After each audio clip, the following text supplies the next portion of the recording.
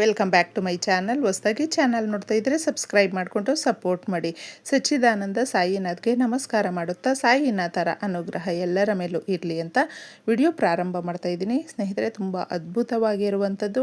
ಹಾಗೆ ಎಲ್ರಿಗೂ ಕೂಡ ಇದು ಕಡುಬಡತನದಿಂದ ಶ್ರೀಮಂತರನ್ನಾಗಿಸುವಂಥ, ಕೋರಿಕೆಗಳನ್ನು ನೆರವೇರಿಸುವಂಥ ಹಾಗೂ ಮನುಷ್ಯನಿಗೆ ಸಹಜವಾಗಿ ಆಸೆಗಳು ಅನ್ನೋದು ಇರುತ್ತೆ.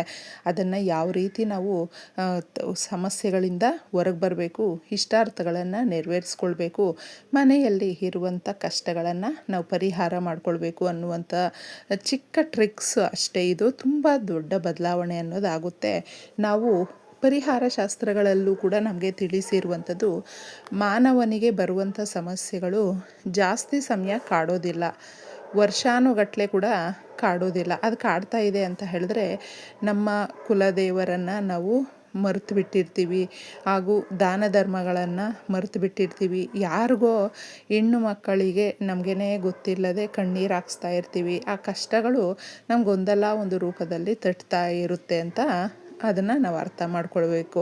ಇದು ಯಾವುದೂ ನಾವು ಮಾಡಿಲ್ಲ, ನಮಗೆ ಗೊತ್ತಿಲ್ಲದು ಕೂಡ ಒಬ್ರಿಗೂ ಕೂಡ ನಾವು ಕಷ್ಟ ಕೊಟ್ಟಿಲ್ಲ, ನೋವು ಮಾಡಿಲ್ಲ. ಆದರೂ ನಮಗೆ ಯಾಕೆ ಈ ರೀತಿಯ ಸಮಸ್ಯೆಗಳು ಅನ್ನುವಂಥದ್ದು ಇರುತ್ತೆ. ಅದು ಮನುಷ್ಯನ ಒಂದು ನರದೃಷ್ಟಿ ಅನ್ನೋದು ಇರುತ್ತೆ ನೋಡಿ, ಅದರಿಂದನೇ ಸಾಕಷ್ಟು ಜನ ಈಗ ಏಳಿಗೆ ಅನ್ನೋದು ಕಂಡುಕೊಳ್ಳೋದಕ್ಕಾಗ್ತಾ ಇರೋದಿಲ್ಲ. ಏಕೆಂದರೆ ನಾವೆಲ್ಲರೂ ಒಂದಲ್ಲ ಒಂದು ರೀತಿಯಲ್ಲಿ ಅಸೂಯೆ ಪಟ್ಕೊಳ್ಳೋದು ಜಾಸ್ತಿ. ಒಬ್ಬರನ್ನ ಕಂಡರೆ ಒಬ್ಬರು ಅಸೂಯೆ ಪಟ್ಕೊಳ್ಳುವಂಥದ್ದು. ನಮಗಿಂತ ಚೆನ್ನಾಗಿದ್ದಾರೆ, ನಮ್ಮ ಮನೆಯಲ್ಲಿ ಇದಿಲ್ಲ, ಅವ್ರ ಮನೆಯಲ್ಲಿ ಇದೆ, ಅಥವಾ ನಮ್ಮ ಮನೆಯಲ್ಲಿ ಇದ್ರೂ ಅವರು ತಗೊಂಡು ಬಂದುಬಿಟ್ರು, ಅವರು ಚೆನ್ನಾಗಿದ್ದಾರೆ. ಈ ರೀತಿ ಸದಾ ಕಾಲ ಇನ್ನೊಬ್ಬರ ಬಗ್ಗೆ ಯೋಚನೆ ಮಾಡ್ತಾ ಮಾಡ್ತಾ ಮಾಡ್ತಾ ನಮ್ಮ ಏಳಿಗೆಯನ್ನು ನಾವು ಕಂಡುಕೊಳ್ಳೋದೇ ಇಲ್ಲ. ನಮ್ಮ ಜೀವನವನ್ನು ನಾವು ಮರೆತು ಬಿಡ್ತೀವಿ. ಆಗ ಅದೆಲ್ಲವೂ ಒಂದು ರೀತಿಯಲ್ಲಿ ನೆಗೆಟಿವ್ ರೂಪದಲ್ಲಿ ನಮಗೆ ಸಮಸ್ಯೆಗಳಾಗಿ ಕಾಡ್ತಾ ಇರುತ್ತೆ. ಅವುಗಳನ್ನು ಹೋಗಲಾಡಿಸೋದಕ್ಕೆ ಬೇವಿನ ಎಲೆ ಸಹಾಯ ಮಾಡುತ್ತೆ. ಬೇವಿನ ಎಲೆ ಅನ್ನುವಂಥದ್ದು ದುರ್ಗಾದೇವಿ ನೆಲೆಸಿರುವಂಥ ಮರ. ಅಮೃತ ಬಿಂದುಗಳು ಯಾವ ಜಾಗದಲ್ಲಿ ಬಿದ್ದಿರುತ್ತೋ ಆ ಜಾಗದಲ್ಲಿ ಬೇವಿನ ಮರಗಳು ಬೆಳೆದು ನಿಂತ್ಕೊಂಡಿರುತ್ತೆ ಅನ್ನುವಂಥ ಅಪಾರವಾದಂಥ ನಂಬಿಕೆ. ಸ್ನೇಹಿತರೆ, ನೀವು ನೋಡಿ, ಮನಸ್ಸಿಗೆ ಏನೂ ಚೆನ್ನಾಗಿಲ್ಲ, ನಮಗೆ ಯಾರ ಹತ್ರನೂ ಮಾತಾಡೋದಕ್ಕಾಗೋದಿಲ್ಲ, ಏನು ಮಾಡಬೇಕು ಅಂತ ಹೇಳಿದಾಗ ಎಲ್ಲಾದರೂ ದೇವಸ್ಥಾನಗಳ ಹತ್ರನೇ ಇರಬಹುದು, ಒಂಟಿಯಾಗಿ ಬೇವಿನ ಮರ ಇದ್ದರೆ ಕುತ್ಕೊಂಡು ನಾವು ನೋಡಿದ್ರೆ ಆರೋಗ್ಯ ದೃಷ್ಟಿಯಿಂದ ಕೂಡ ಆಯುರ್ವೇದಿಕ್ಕಲ್ಲೂ ಕೂಡ ಅಪಾರವಾದಂಥ ಒಂದು ಸ್ಥಾನ ಇದೆ ಈ ಮರಕ್ಕೆ. ಅದರಿಂದ ಇದರಲ್ಲಿ ದೈವಿಕ ಶಕ್ತಿ ಅನ್ನುವಂಥದ್ದು ಜಾಸ್ತಿ ಇದೆ. ದುರ್ಗಾದೇವಿ ನೆಲೆಸಿರುವಂಥ ಮರ. ಅದಕ್ಕೋಸ್ಕರ ಈ ಎಲೆಯನ್ನು ನಾವು ಒಂದು ಸ್ವಲ್ಪ ತಗೊಂಡ್ರೆ ಸಾಕು. ಸಾಕಷ್ಟು ಜನ ಮನೆಯಲ್ಲಿ ಸಾಂಬ್ರಾಣಿ ಹಾಕೋದಕ್ಕೆ ಅಂತಂದ್ಬಿಟ್ಟೆ ಬೇವಿನ ಎಲೆಗಳನ್ನು ತಂದಿಟ್ಕೊಂಡಿರ್ತಾರೆ.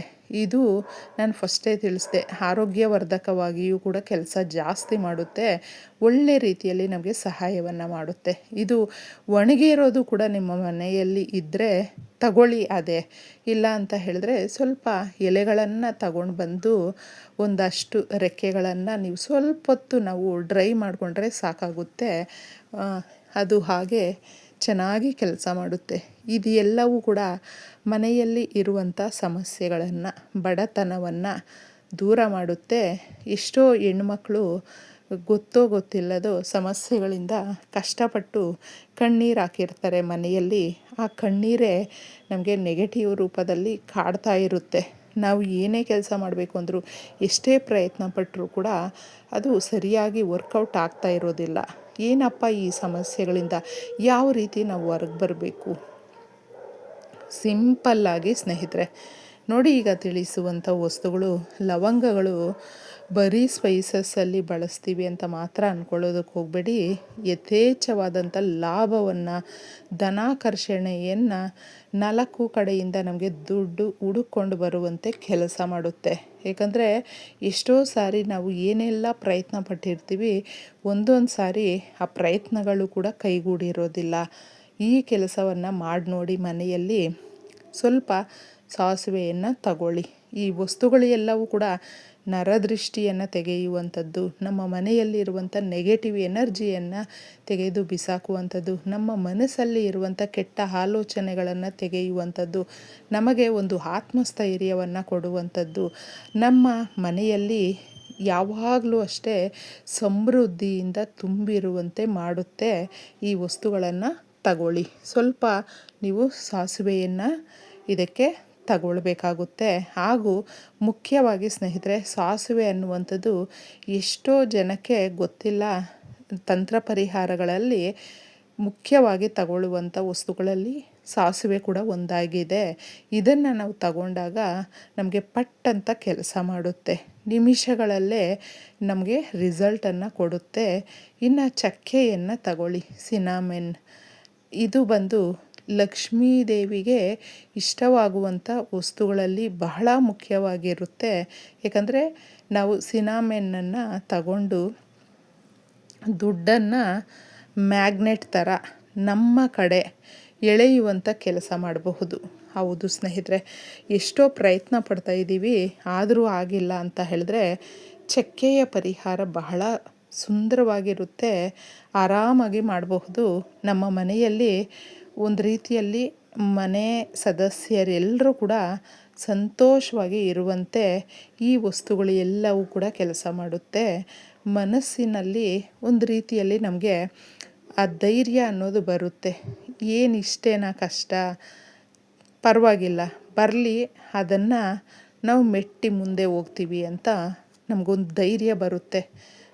ಅದಕ್ಕೆ ಇಷ್ಟು ವಸ್ತುಗಳನ್ನು ಒಂದು ಪ್ಲೇಟ್ ಆದರೂ ತಗೊಳ್ಳಿ, ಮಣ್ಣಿನ ಬೌಲಾದರೂ ತಗೊಳ್ಳಿ, ಇಲ್ಲಾಂದರೆ ನೀವು ಸಾಂಬ್ರಾಣಿ ಹಾಕೋದಕ್ಕೆ ಅಂತಲೇ ಒಂದು ಅರೇಂಜ್ ಮಾಡ್ಕೊಂಡಿದ್ರೆ ಅದನ್ನು ಕೂಡ ತಗೊಳ್ಬಹುದು.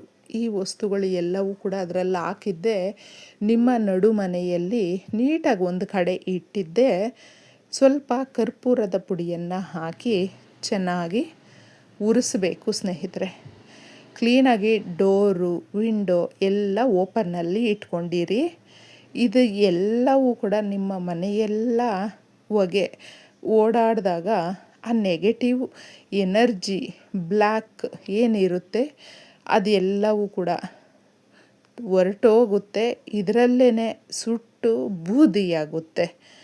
ಈ ಕೆಟ್ಟದ್ದು ಯಾವಾಗ ಹೋಗುತ್ತೋ ಆಗ ಒಳ್ಳೆಯದ್ದು ತಾನಾಗೇ ಹುಡ್ಕೊಂಡು ಬರುತ್ತೆ. ಸಮಯ ಚೆನ್ನಾಗಾಯಿತು, ನಮಗೆ ಇನ್ನು ಒಳ್ಳೆಯ ದಿನಗಳು ಬಂತು, ಪ್ರಾರಂಭ ಆಯಿತು ಅನ್ನುವಂಥ ಸೂಚನೆ ನಮಗೆ ಕೊಡುತ್ತೆ ಸ್ನೇಹಿತರೆ. ಅಷ್ಟು ಚೆನ್ನಾಗಿರುವಂಥದ್ದು. ಇದನ್ನು ಒಮ್ಮೆ ನೀವು ಪ್ರಯತ್ನ ಪಡಿ, ಯಾವಾಗ ಬೇಕಾದರೂ ಮಾಡ್ಕೊಳ್ಬಹುದು. ಸಂಧ್ಯಾ ಸಮಯದಲ್ಲಿ ಮಾಡ್ಕೊಳ್ಳಿ. ಈ ಒಂದು ಪ್ರದೋಷದ ಸಮಯ ಅನ್ನುವಂಥದ್ದು ನಮ್ಮ ಜೀವನದ ದಿಕ್ಕನ್ನು ಬದಲಿಸುತ್ತೆ. ಎಲ್ರಿಗೂ ಒಳ್ಳೆಯದಾಗಲಿ. ಧನ್ಯವಾದ.